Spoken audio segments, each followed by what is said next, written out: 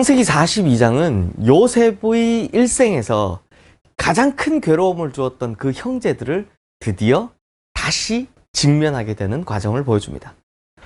그런데 이렇게 중요한 순간에 요셉은요, 연극을 하고 있습니다.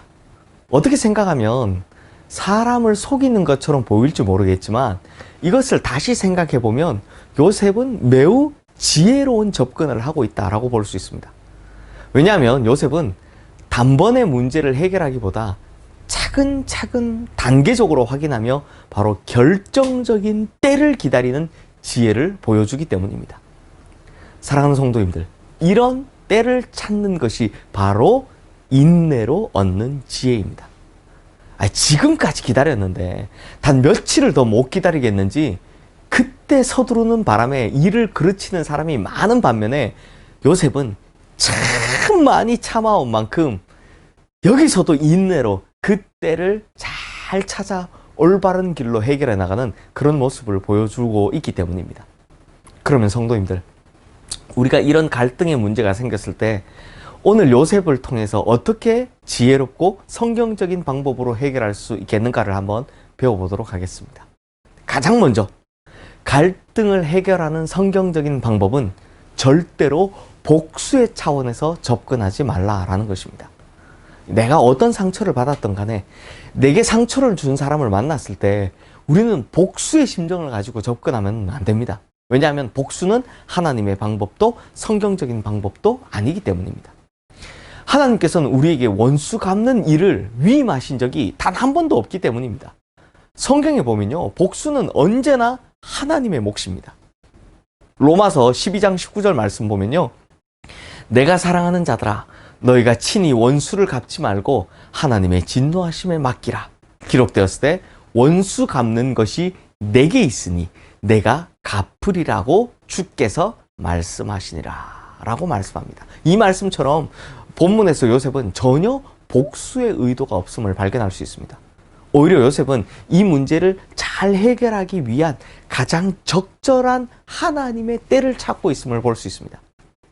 지금 요셉과 형들이 만난 것은요, 요셉이 형들에 의해서 이스마엘 상인에게 팔린 지 정확히 22년 만입니다. 그리고 형들과 헤어진 지 13년 만에 요셉은 애굽의 국무총리가 되었습니다. 그리고 7년의 풍년 후 흉년이 찾아와서 지금 2년째입니다. 그러니 22년이 지난 것이죠. 이게 무슨 뜻입니까? 화해에는 가장 적절한 하나님의 때가 있다는 것입니다. 그리고 그런 하나님의 때가 되면 화해를 위한 결정적인 기회가 찾아온다라는 것입니다. 지금 형들이 제발로 애굽을 찾아왔습니다. 하나님께서 이제야 요셉과 형제들을 만나게 하신 것입니다. 형제들을 본 순간 이 얼마나 많은 생각과 감정이 요셉의 마음속에서 교차했겠습니까? 그러나 요셉이 현명한 것은 섣부르게 행동하지 않았다는 것입니다. 요셉이 가장 지혜로운 것이 바로 이것입니다. 자신의 신분을 노출시키지 않은 채 형제들과의 화해가 이루어질 때인가를 검증해보고 있다는 것입니다. 그래서 3일 만에 다시 만납니다. 그리고 이 만남을 통해서도 자신의 신분을 드러내지 않습니다. 그리고 일단 그로 하여금 가나안 땅에 다시 갔다 오게 합니다. 곡식을 주워 보내고 대신 볼모로 자기 형제를 잡아두고 다시 오게 하는 것입니다. 그리고 두 번째 만남을 통해서 최종적으로 해결해가는 모습을 볼 수 있습니다. 성도님들, 우리 모두 다 경험했겠지만 감정이 격해졌을 때나 분노의 때 화해를 시도하면 어떻게 됩니까?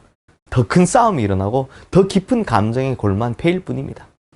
그러므로 요셉은 아주 냉철하게 지금이 화해의 때인지 아닌지를 가늠해보고 있더라라는 것입니다. 그러면 요셉이 이것이 하나님의 때인지를 어떻게 확인했습니까? 본문 21절 말씀입니다. 그들이 서로 말하되 우리가 아우의 일로 말미암아 범죄하였도다. 그가 우리에게 애걸할 때에 그의 마음의 괴로움을 보고도 듣지 아니하였으므로 이 괴로움이 우리에게 임하도다.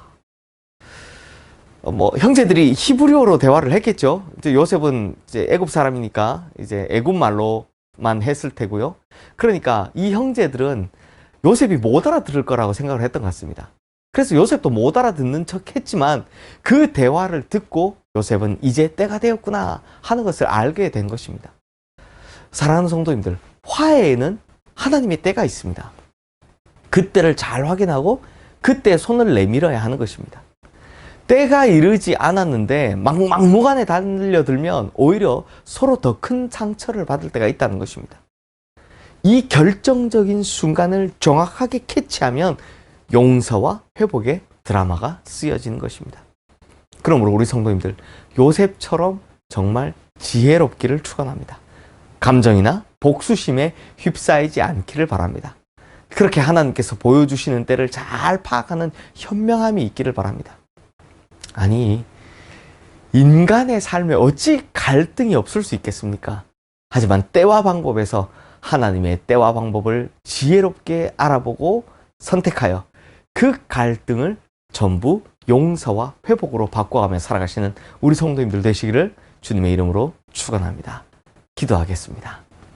하나님 아버지, 우리에게 요셉과 같은 지혜와 명철함을 허락하여 주시옵소서. 또한 하나님의 때를 알아볼 수 있는 인내와 타이밍을 캐치할 수 있는 지혜를 허락하여 주시옵소서.